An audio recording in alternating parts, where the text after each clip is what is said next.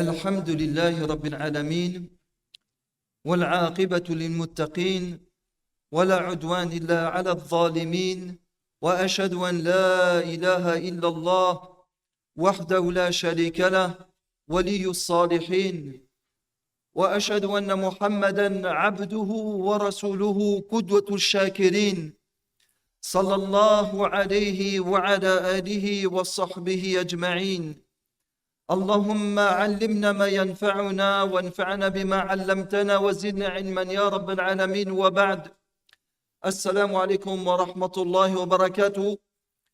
Donc nous allons poursuivre où l'intitulé de ce cours il vient compléter le cours que j'ai fait ce matin. C'est toujours la dévotion du serviteur d'Allah subhanahu wa ta'ala entre la patience et la reconnaissance. Dans le premier cours, on a parlé de la patience et de l'endurance. Et dans ce cours, nous allons parler du remerciement. Et Allah subhanahu wa ta'ala, il dit dans plusieurs endroits du Coran al-Karim, Inna fi dhalika la ayatin li kulli sabbarin shakur. Et ceci, ou dans ceci, il y a des signes pour tout patient et reconnaissant. Et donc ceci a été rappelé dans 4 endroits du Coran al-Karim. Dans Surat Luqman, le verset 31. Dans Surat Ibrahim, le verset 5. Dans Surat Saba, le verset 19. Et dans Surat Shura, le verset 33. Tout cela pour montrer que le dévot et le serviteur et l'adorateur d'Allah subhanahu wa ta'ala dans son adoration pour son Seigneur, il vacille entre la reconnaissance et la patience. Car en réalité, ce qui lui arrive, ou ces situations dans ce bas monde, elles ne sortent pas, ou les situations qu'il rencontre dans ce bas monde, elles ne sortent pas de ces deux choses, ou de ces deux situations, ou de ces deux cas. Soit c'est un bienfait d'Allah subhanahu wa ta'ala, une faveur, et alors ça impose de lui une reconnaissance et un remerciement, ou soit c'est une affliction et un mal et un malheur, alors ça impose de lui la patience et l'endurance. Et on rappelle aussi que le prophète, ou dans le athar de Abdullah ibn Mas'ud radiyallahu anhu, il a dit Al-Iman nisfan, nisfun fi sabr wa nisfun shukr, ou nisfun sabr wa nisfun shukr. Et donc Abdullah ibn Mas'ud radiyallahu anhu disait que la foi se divise en 2 moitiés. La première moitié, la reconnaissance, et la deuxième moitié, la patience. Et ce athar, il a été rapporté par l'imam Waqi' dans son livre Zuhd et par d'autres aussi. Et on rappelle la parole de Qatada, l'éminent exégète du Coran, Qatada qui disait Ni'mal abdu abdun idha btuliya sabar wa idha u'tiya shakar. Et donc il disait Qatada, quel bel serviteur, celui qui, lorsqu'il est affligé ou lorsqu'il est touché par une affliction, il patiente. Et lorsque on lui a donné, il remercie.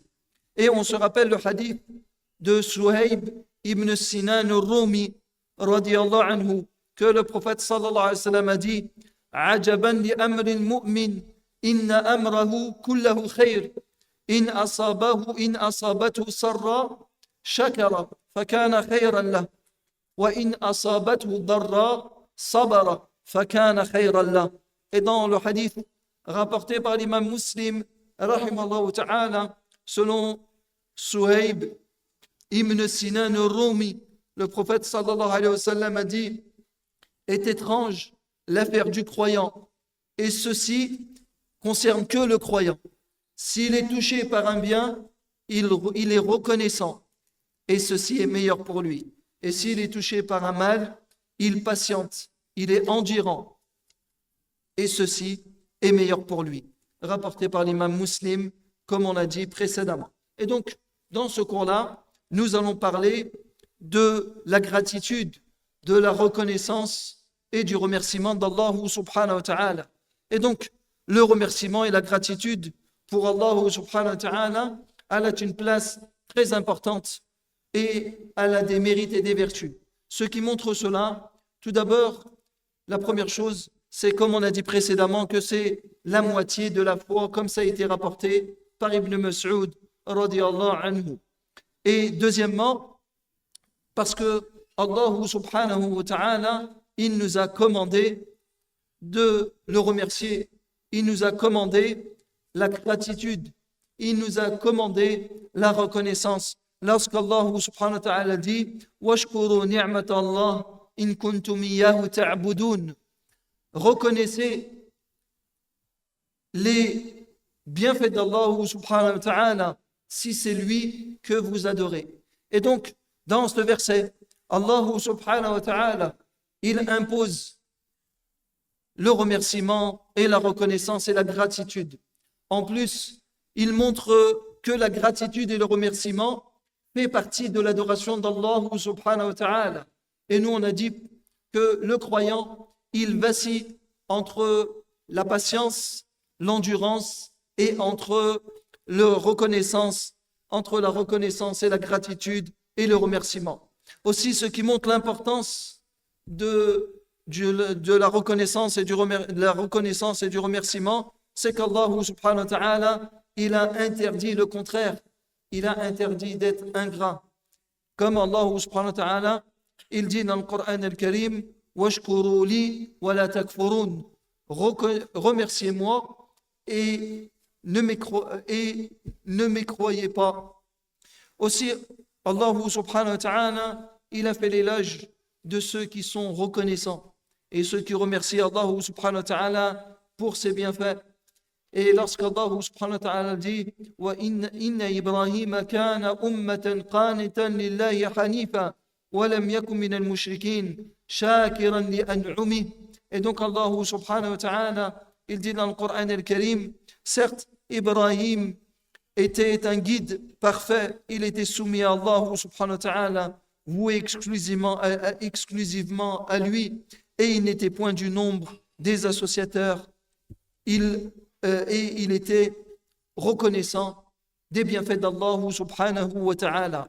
Aussi, Allah subhanahu wa ta'ala a fait la promesse de récompenser de la meilleure façon les reconnaissants. Lorsqu'Allah subhanahu wa ta'ala dit Wallahu akhrajakum min butuni ummahatikum la ta'lamuna shay'a وجعل لكم السمع والأبصار والأفئدة لعلكم تشكرون. Et donc Allah subhanahu wa ta'ala, il dit ici dans les sens rapprochés, certes Allah vous a fait sortir du ventre de votre mère alors que vous ne connaissez rien. Ensuite, il vous a donné l'ouïe, la vue et des cœurs. Peut-être seriez-vous reconnaissant.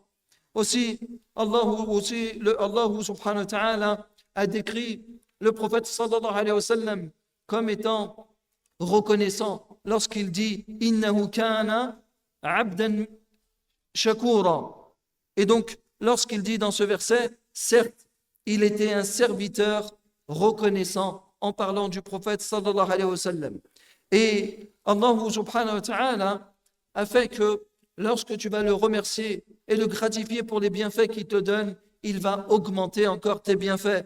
Comme Allah subhanahu wa ta'ala وَإِذْ تَأَذَّنَ رَبُّكُمْ لَئِنْ شَكَرْتُمْ لَأَزِيدَنَّكُمْ وَلَئِنْ كَفَرْتُمْ إِنَّ عَذَابِي لَشَدِيدٌ. Et donc Allah subhanahu wa ta'ala il dit, et lorsque ton Seigneur annonça, si vous êtes reconnaissant, il augmentera sur vous ses bienfaits. Par contre, si vous mécroyez, son châtiment est terrible ou est dur. Et donc tout cela montre qu'on doit remercier Allah subhanahu wa ta'ala pour tous les bienfaits qu'il nous donne.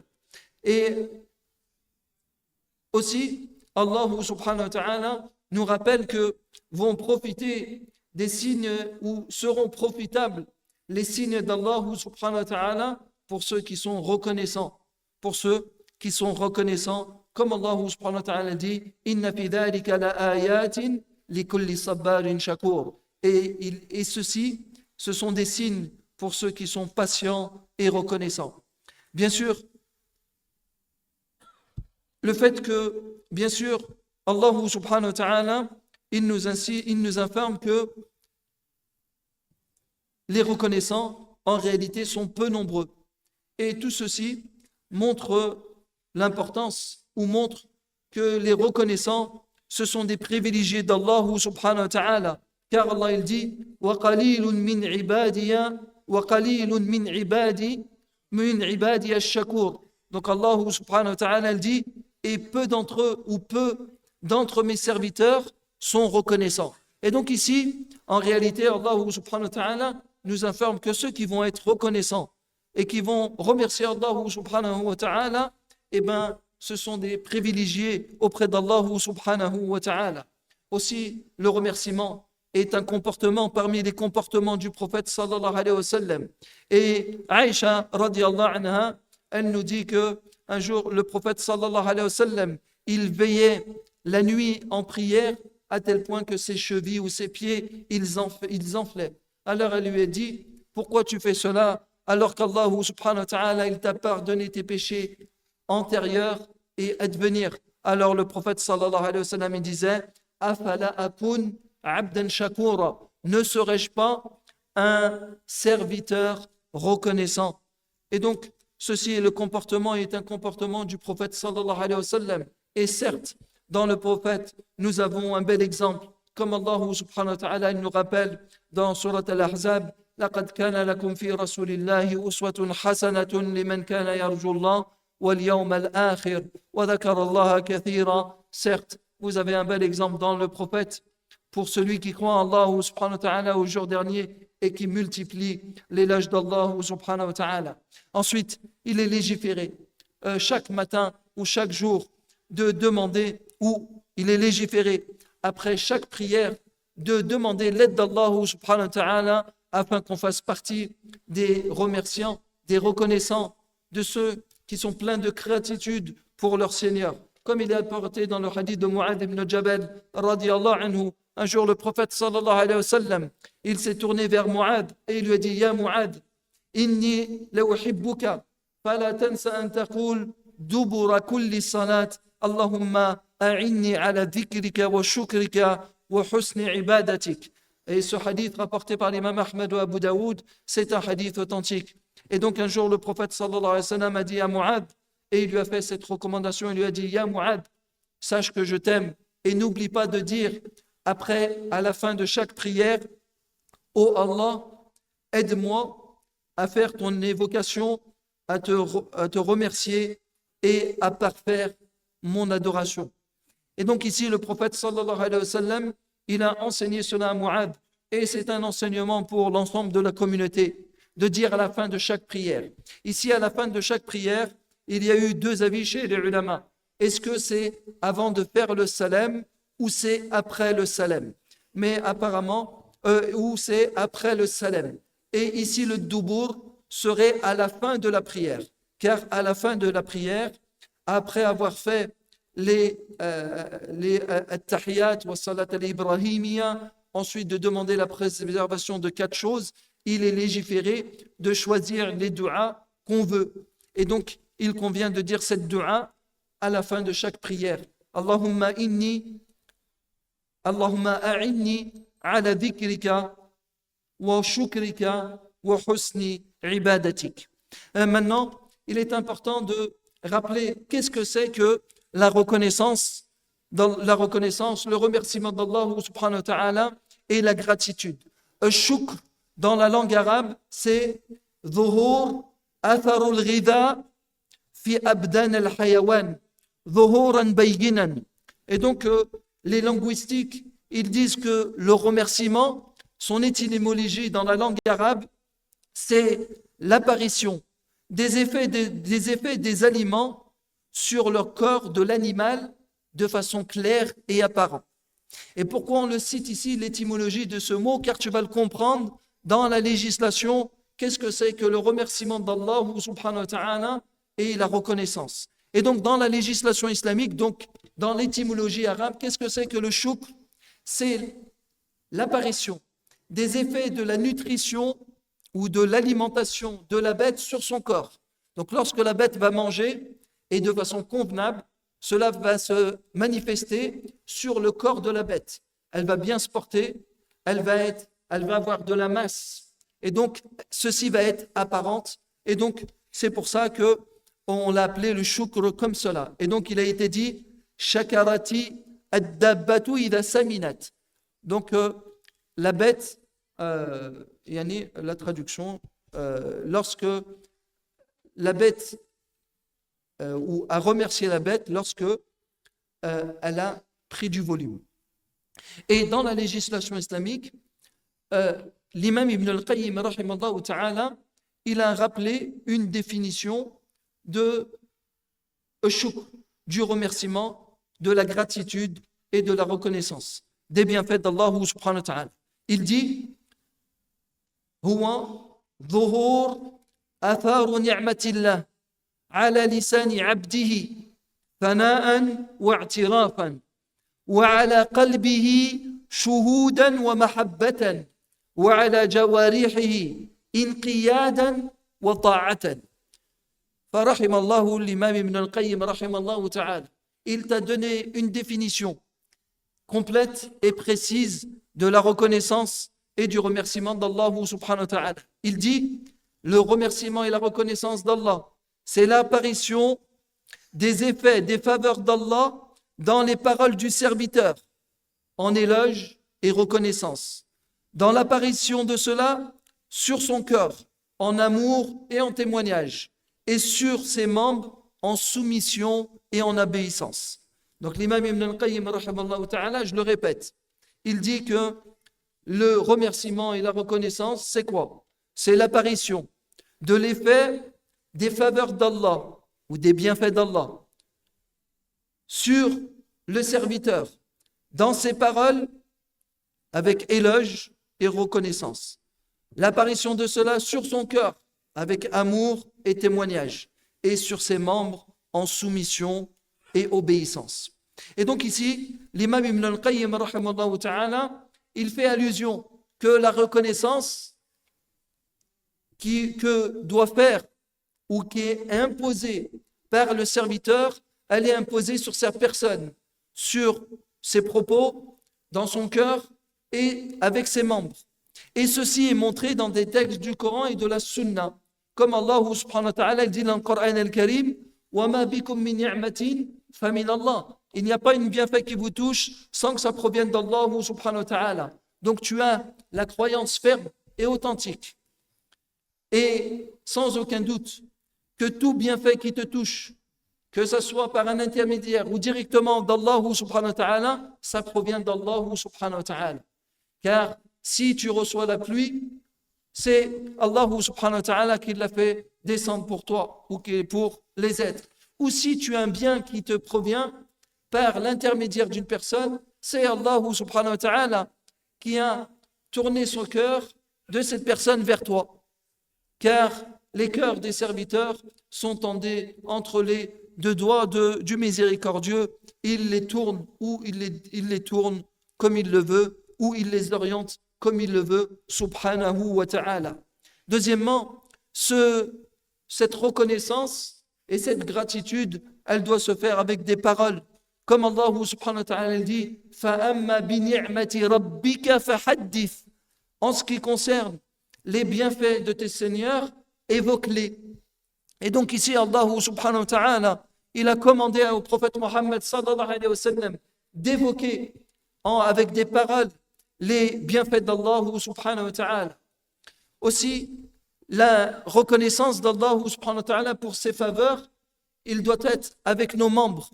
Comme Allah subhanahu wa ta'ala dit, i'malu ala Daoud shukra wa qalilun min ibadi ash-shakur ou min ibadi ash-shakur. Donc Allah subhanahu wa ta'ala dit, ô la famille de Daoud, œuvrez dans la reconnaissance, et très peu de mes serviteurs sont reconnaissants.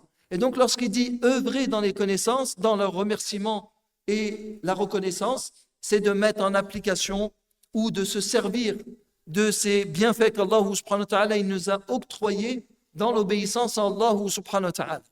Et donc, pour tout bienfait qu'Allah subhanahu wa ta'ala il t'a octroyé, tu dois avoir dans le cœur la reconnaissance et l'affirmation que ceci, et tu témoignes que ceci provient d'Allah subhanahu wa ta'ala. Deuxièmement, tu évoques et tu informes et tu loues Allah subhanahu wa ta'ala et tu fais l'éloge d'Allah pour tous les bienfaits qu'il t'a donnés. Et troisièmement, tu utilises ces faveurs et ces bienfaits d'Allah subhanahu wa ta'ala dans l'obéissance à Allah. Et donc si tu fais cela, à ce moment-là, tu as remercié Allah subhanahu wa ta'ala. Et il faut faire attention à une chose, il faut faire attention de ne pas désavouer ou de ne pas mécroire au bienfait d'Allah subhanahu wa ta'ala. Et ceci peut être de plusieurs formes. La première, d'avoir la croyance que tous ces bienfaits que tu as, ça provient de ta propre personne, de tes propres efforts, de ton propre cheminement. Et donc ça vient en contradiction avec le remerciement et avec la reconnaissance des bienfaits d'Allah subhanahu wa ta'ala. Et donc c'est une forme de mécréance. Ou alors, tu caches ces bienfaits d'Allah subhanahu wa ta'ala. Tu ne les évoques pas, tu ne divulgues pas aux gens et tu n'informes pas aux gens que c'est Allah subhanahu wa ta'ala. Tu n'informes pas aux gens les bienfaits qu'Allah subhanahu wa ta'ala il t'a octroyés. Ou, troisièmement, tu utilises ces bienfaits dans la désobéissance à Allah subhanahu wa ta'ala. Et donc, tout cela, ce sont des formes de méconnaissance ou de non-remerciement d'Allah subhanahu wa ta'ala. Bien sûr, certains sont plus graves que d'autres. Ensuite, le remerciement d'Allah subhanahu wa ta'ala, il peut être, ou l'éloge qu'on peut faire, ou l'éloge d'Allah subhanahu wa ta'ala pour les faveurs qu'il nous fait, elles sont de deux catégories. Il y a l'éloge, on va dire général, et l'éloge précise. L'éloge général, c'est-à-dire qu'on va louer Allah subhanahu wa ta'ala et on va rappeler qu'Allah subhanahu wa ta'ala, c'est lui le très généreux, le tout généreux, l'immense donateur. Donc ça, c'est une chose. Et la deuxième chose qui est plus précise, c'est d'évoquer ces bienfaits qu'Allah subhanahu wa ta'ala nous a donnés et d'informer que c'est Allah subhanahu wa ta'ala qui nous a octroyé cela, comme Allah il dit وَأَمَّا بِنِعْمَةِ رَبِّكَ فَحَدِّثْ وَأَمَّا بِنِعْمَةِ رَبِّكَ فَحَدِّثْ. Et le fait d'évoquer les bienfaits d'Allah subhanahu wa ta'ala, ça englobe deux choses, comme a rappelé l'imam Ibn al-Qayyim rahimahullah ta'ala. Tout d'abord, c'est d'annoncer et d'informer que ces bienfaits proviennent d'Allah subhanahu wa ta'ala. Je dis, Alhamdulillah, Allah m'a gratifié de telle et telle chose. Mais il y a un niveau un peu au-dessus, qui est d'inviter à Allah subhanahu wa ta'ala et de propager son message et d'enseigner à la communauté la religion. Et donc ça fait partie aussi de l'évocation et de l'information des bienfaits d'Allah subhanahu wa ta'ala. Ensuite, l'imam Ibn al-Qayyim rahimahullah ta'ala, dans son livre Uddat al-Sabirin, il rappelle que les niveaux de gratitude et de reconnaissance d'Allah subhanahu wa ta'ala par rapport aux individus, elles sont de deux catégories. Il y a ceux qui sont de la masse, qui vont remercier Allah subhanahu wa ta'ala que pour des bienfaits matériels ou pour des vêtements, une voiture, une maison, la nourriture, la boisson ou la nourriture du corps, du quotidien. Et il y a ce qu'on appelle les privilégiés, ceux qui vont remercier Allah subhanahu wa ta'ala pour leur avoir inculqué le tawhid, pour leur avoir fait suivre la sunna du prophète sallallahu alayhi wa sallam, pour leur avoir donné la nutrition de leur cœur qui est la science bénéfique et les actions vertueuses. Et donc ça, c'est les privilégiés. Et donc il faut remercier Allah subhanahu wa ta'ala pour tout cela. Pas seulement pour la nourriture qu'il t'a donnée ou pour les matériaux que tu as obtenus par la grâce d'Allah subhanahu wa ta'ala. Mais il faut penser aussi que tu dois remercier Allah, qu'il a fait de toi un musulman, qu'il a fait de toi quelqu'un qui suit la sunna du prophète sallallahu alayhi wa sallam et qui t'a préservé de l'innovation, qu'il a fait de toi quelqu'un qui a de la dévotion et de la faveur dans l'adoration d'Allah subhanahu wa ta'ala. Alhamdulillah, tu arrives à jeûner le lundi et le jeudi, même tu jeûnes les 3 jours du mois, les 3 jours de chaque mois, et ainsi de suite. Tu dois remercier Allah subhanahu wa ta'ala pour tout cela. Ensuite, il est important de rappeler quelle est la différence entre al-shukr ou al-hamd. Donc, quelle est la différence entre la reconnaissance et l'éloge, et l'éloge d'Allah subhanahu wa ta'ala. Il faut savoir que l'éloge d'Allah subhanahu wa ta'ala, il est bien plus vaste par rapport aux bienfaits qu'Allah il nous donne. On fait l'éloge d'Allah où il est bien plus vaste par rapport à ces causes, car nous faisons l'éloge d'Allah pour la perfection d'Allah subhanahu wa ta'ala, parce qu'il a les plus beaux noms et les attributs de perfection subhanahu wa ta'ala. Mais aussi, on fait l'éloge d'Allah subhanahu wa ta'ala pour tous les bienfaits qu'il nous a donnés. Mais lorsqu'on regarde par rapport, alors que le remerciement ou la reconnaissance, c'est par rapport aux gratitudes et aux bienfaits qu'Allah subhanahu wa ta'ala il t'a donné.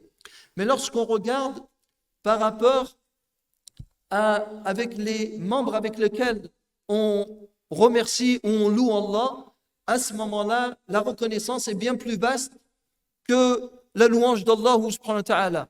Car la louange d'Allah, elle se fait avec la langue. Tu dis Alhamdulillahi Rabbil Alamin, alors que la reconnaissance, le remerciement d'Allah subhanahu wa ta'ala, il se fait avec la langue, mais aussi avec le cœur et aussi en utilisant avec les membres, en utilisant ses bienfaits dans l'obéissance à Allah subhanahu wa ta'ala. Ensuite, l'imam Ibn al-Qayyim rahimallahu ta'ala et d'autres ulama comme Ibn Taymiyyah ont rappelé ici, qu'est-ce qui est le meilleur? Est-ce que le meilleur, c'est d'être un pauvre patient ou d'un riche reconnaissant? La réponse, elle est chez vous. Tu préfères quoi? Être pauvre patient ou riche reconnaissant? Qu'est-ce que tu choisis? Et c'est quoi le meilleur entre les deux?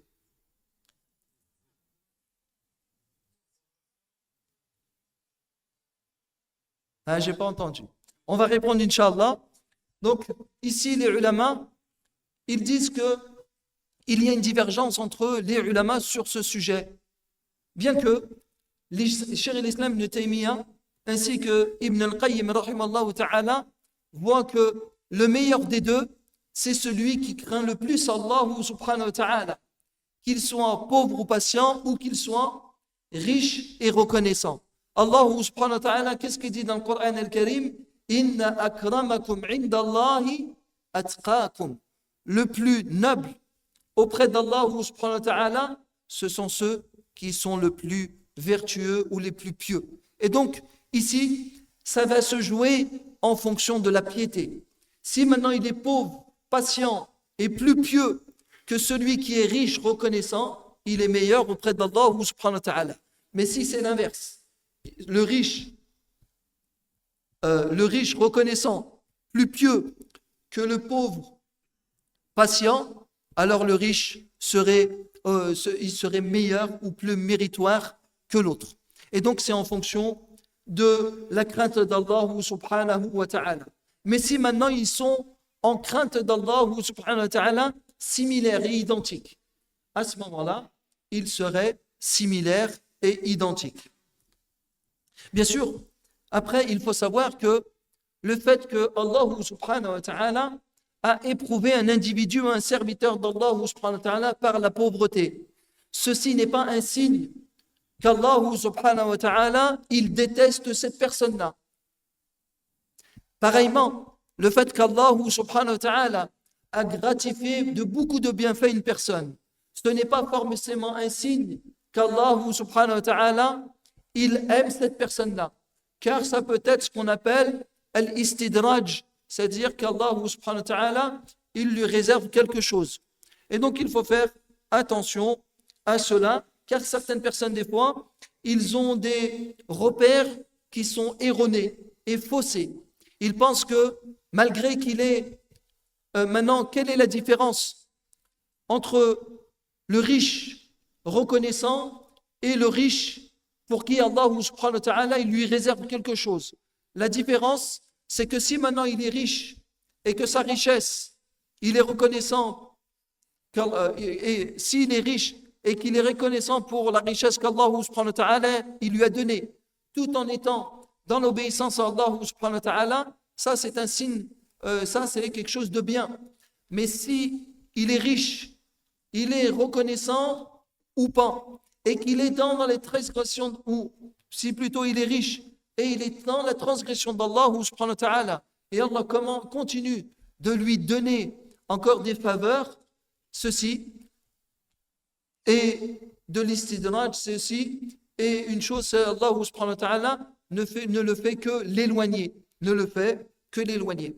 Ensuite, pour finir, je voulais rappeler quelques hadiths du prophète sallallahu alayhi wa sallam qui nous montrent les mérites et les faveurs d'Allah subhanahu wa ta'ala, et des fois, beaucoup de gens, du fait qu'ils voient ces bienfaits ou ils se sont habitués à avoir ces choses-là, eh bien, ils oublient ces bienfaits d'Allah subhanahu wa ta'ala.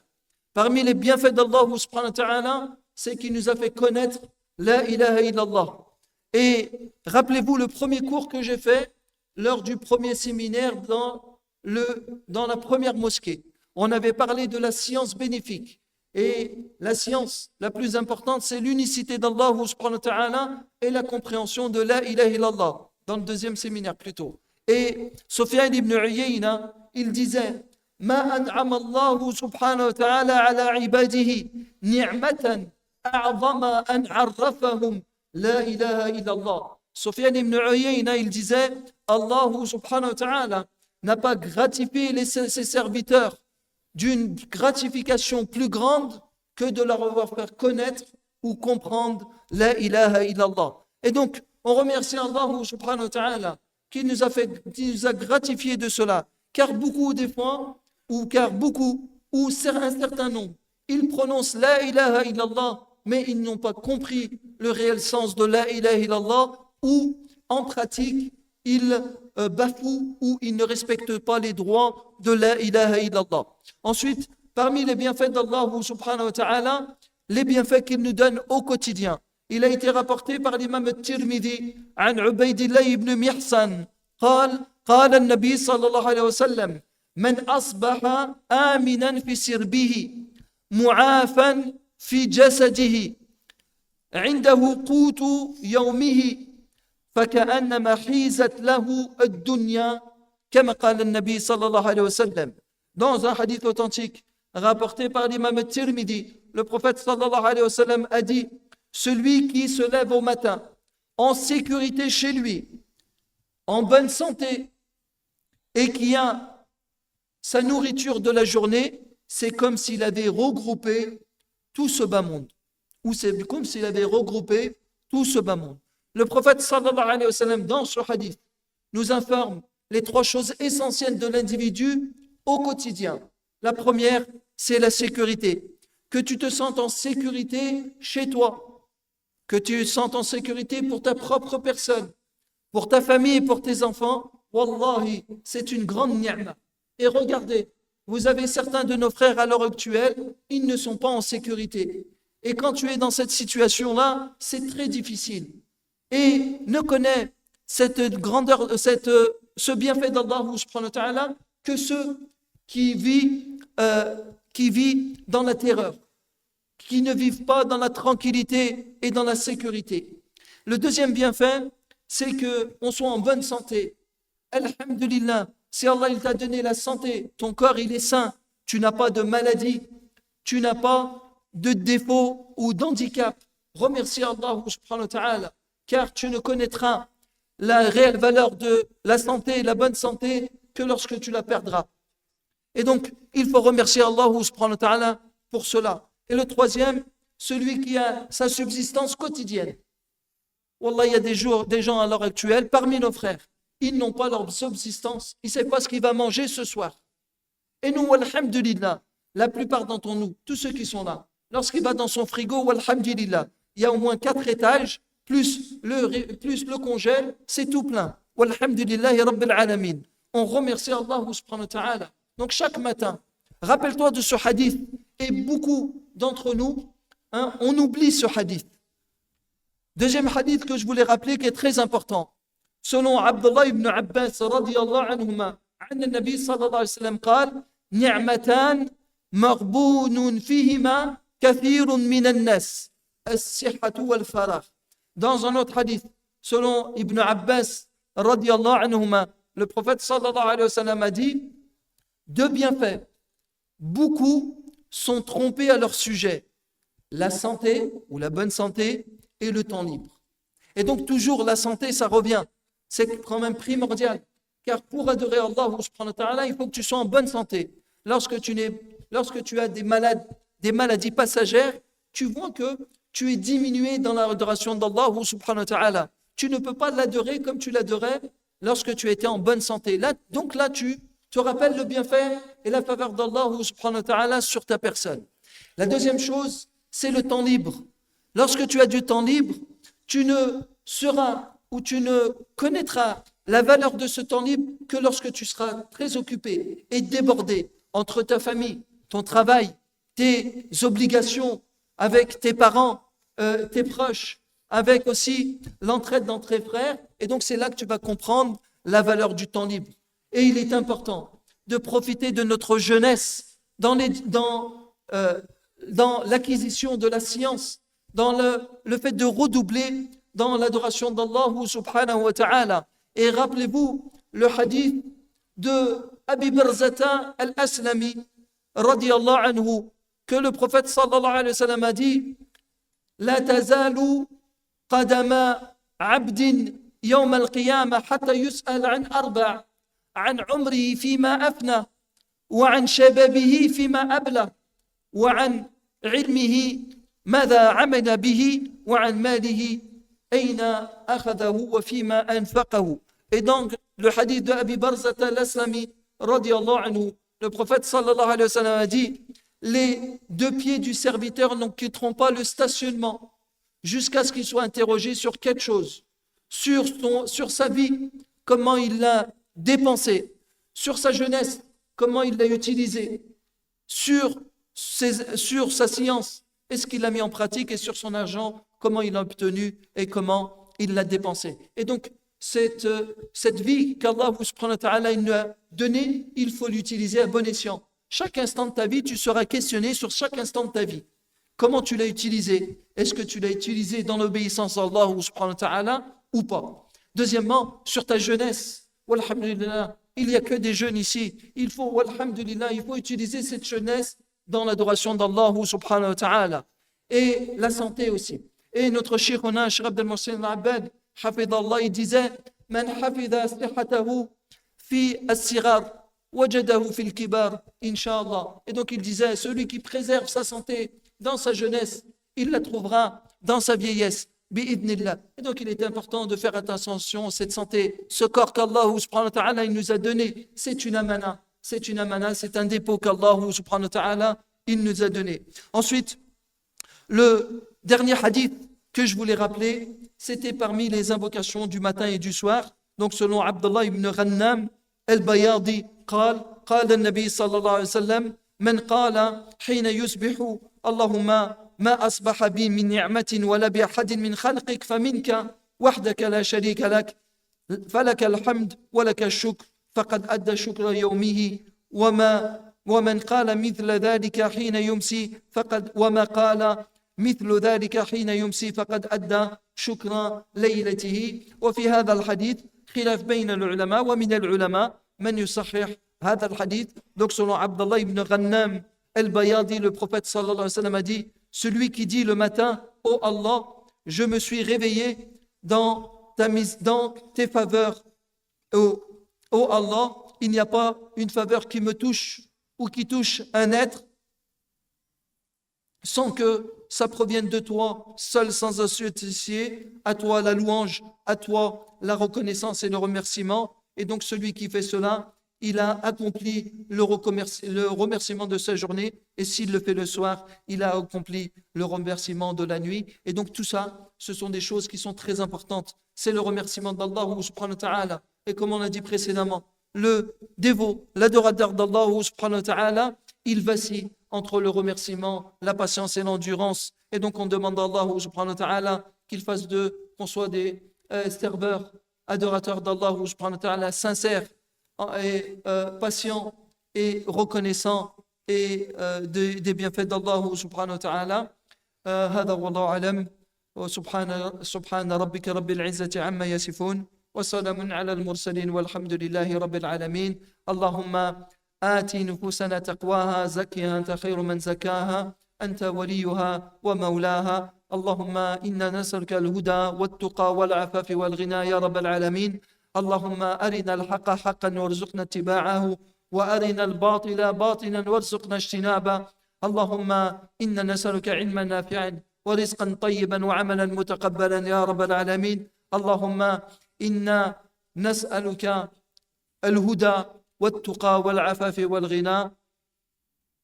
رب الله وصلى الله وسلم على نبينا محمد وعلى آله وصحبه أجمعين. بارك الله فيكم.